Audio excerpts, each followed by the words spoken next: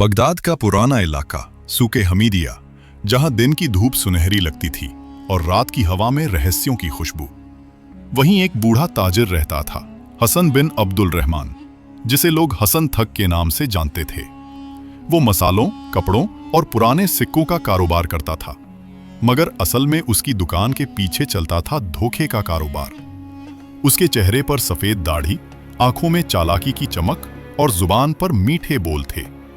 जो भी ग्राहक आता, हसन मुस्कुराकर कहता, बिस्मिल्लाह मेरे भाई, बगदाद में अगर किसी पर भरोसा हो सकता है तो वो मैं हूं। लेकिन जो लोग उस पर भरोसा करते, उनके थैले हमेशा हल्के और दिल हमेशा भारी निकलते। हसन की 3 बेटियां थीं। समीरा, बड़ी बेटी, 25 साल की। उसकी आंखों में ठहराव था और चाल में नरमी, लेकिन दिल में था तिलिस्म जैसा जहर। लैला, 23 साल की। उसकी हंसी में नशा था और बातों में जाल। वो अक्सर कहती, अक्ल से नहीं, दिल से फसाओ। रुकैया, सबसे छोटी, 20 साल की। दिखने में मासूम, मगर बाप की असली उत्तराधिकारी। तीनों की परवरिश ऐसे हुई थी जैसे सांप अपने बच्चों को जहर पिलाकर मजबूत बनाता है।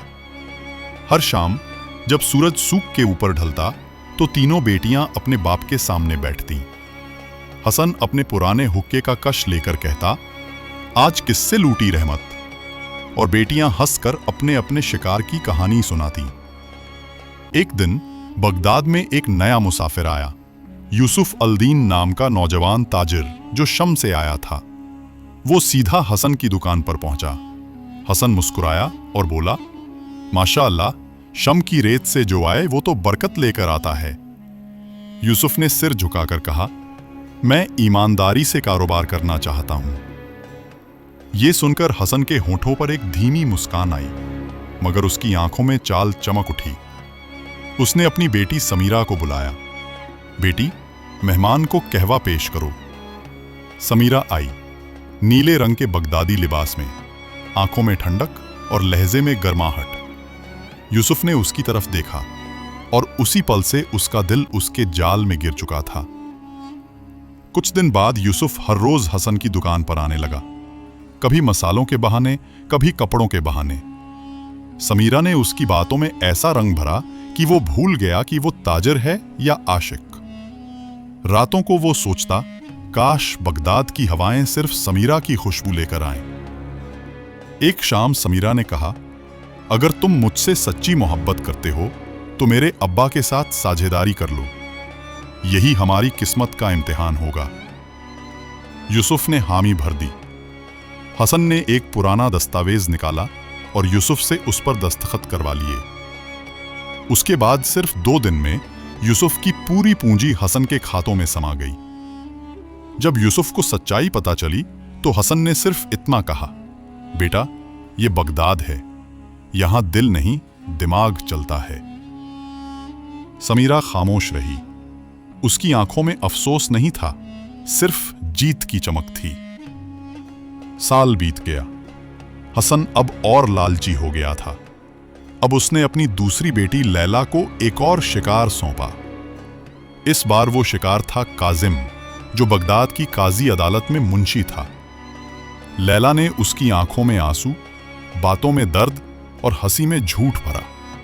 वो कहती, मेरे अब्बा बीमार हैं, मेरे पास कुछ नहीं। और काजिम ने बिना सोचे अपने खजाने से सोना दे दिया। लेकिन जब वो लौट कर आया तो घर खाली था, दुकान बंद, घर वीरान, और सिर्फ दीवार पर लिखा था, इश्क में भी तिजारत होती है, बस घाटा हमेशा सच्चे को मिलता है। अब बगदाद के लोग फुसफुसाने लगे, हसन ताजिर की बेटियां बदनाम हैं, हर कोई उनकी बातों में आकर तबाह हुआ है। हसन को परवाह नहीं थी। वो कहता, दुनिया तो जलती है उस शख्स से जो रोशनी रखता है। मगर एक रात जब बगदाद की हवाओं में अजान की आवाज गूंज रही थी, तीसरी बेटी रुकैया ने अपने अब्बा से कहा, अब्बा, अगर हम ऐसे ही जीते रहे तो अल्लाह का कहर हम पर आएगा। हसन ने हंसकर कहा, अल्लाह को रकम दिखाओ, रहमत खुद बिक जाएगी। रुकैया का दिल कांप उठा। कुछ हफ्तों बाद एक फकीर बगदाद के बाजार में आया। उसके कपड़े धूल में सने थे, लेकिन आंखों में नूर था। उसने हसन की दुकान के सामने रुककर कहा, ए ताजिर, क्या तू सौदा करेगा? हसन हंस पड़ा। फकीर, तू मेरे साथ सौदा करेगा? फकीर बोला, हाँ, मैं तुझसे तेरे 3 रूहों का सौदा करने आया हूं, तेरी बेटियां। भीड़ हंस पड़ी। हसन बोला, क्या देगा तू इनके बदले? फकीर ने कहा, तेरे हर धोखे के बदले तेरी आंखों की रोशनी। हसन ने ठहाका लगाया, ले जा अगर तू ले सकता है। फकीर ने बस अल हक कहा और उसी पल हसन के चेहरे से रंग उड़ गया। उसकी आंखों में अंधेरा छा गया। जब हसन अंधा हो गया, उसकी बेटियां चीखने लगी। समीरा और लैला ने पहले तो सब्र किया, मगर जल्द ही एक एक कर दोनों उस घर को छोड़ गईं। सिर्फ रुकैया रही, जिसने अब्बा का हाथ थामा और कहा, अब्बा, अब भी वक्त है, तौबा कर लो। हसन की आंखों से आंसू बहने लगे। वो बोला, मैंने लोगों के दिलों को लूटा, मगर अब समझ आया कि सबसे बड़ा सौदा अल्लाह से होता है। उस दिन के बाद हसन ने अपनी सारी दौलत ज़कात में बांट दी और रुकैया के साथ सूख के किनारे एक छोटा सा मस्जिद बना दी। कई साल बाद लोग कहते थे, कभी यहाँ एक ठग ताजिर रहता था जिसने दुनिया को धोखा दिया था, मगर आखिर में उसने खुद को पा लिया। बगदाद की हवाओं में अब भी हसन की आवाज गूंजती है। जो रोशनी चोरी करता है वो अंधेरे में ही मरता है। रुकैया की आंखों में तब से हमेशा नूर था, क्योंकि उसने अपने बाप के दिल को फिर से जिंदा किया था। रात के सन्नाटे में बगदाद का आसमान तारों से भरा था। सूख की गलियों में अब वो हलचल नहीं थी जो पहले हुआ करती थी। हसन ताजिर अब बूढ़ा हो चुका था, अंधा मगर रोशनी से भरा हुआ। वो मस्जिद के बाहर बैठा था और उसकी उंगलियों में तस्बीह घूम रही थी। हर दाना उसके पुराने गुनाहों की याद दिला रहा था। उसकी बेटी रुकैया पास बैठी थी, उसकी आंखों में नूर, चेहरा सुकून से भरा। वो धीमी आवाज में कुरान पढ़ रही थी।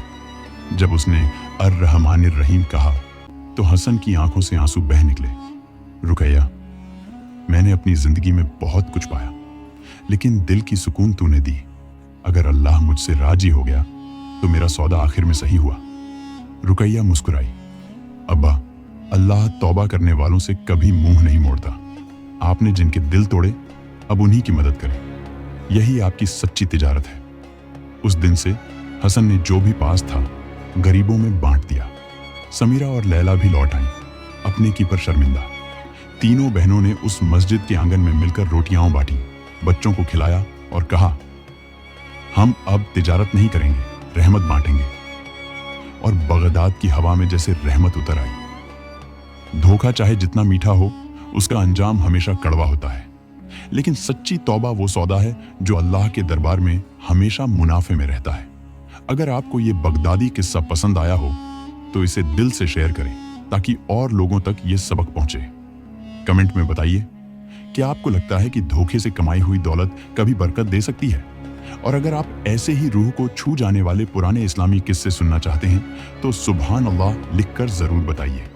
और अगर आप ऐसे ही रूह को छू लेने वाले पुराने किस्से, बगदादी वाकयात और इस्लामी हिकायतें सुनना चाहते हैं तो चैनल को सब्सक्राइब करें, क्योंकि हर हफ्ते हम लाते हैं एक नया किस्सा जिसमें छुपा होता है इबादत, इंसानियत और इबरत का पैगाम। यह था आपके चैनल का नाम, जहां हर कहानी एक सबक छोड़ जाती है। लाइक करें, शेयर करें, सब्सक्राइब करें। अगले एपिसोड में मिलेंगे। वो औरत जिसने अपने कातिल को दुआ दी।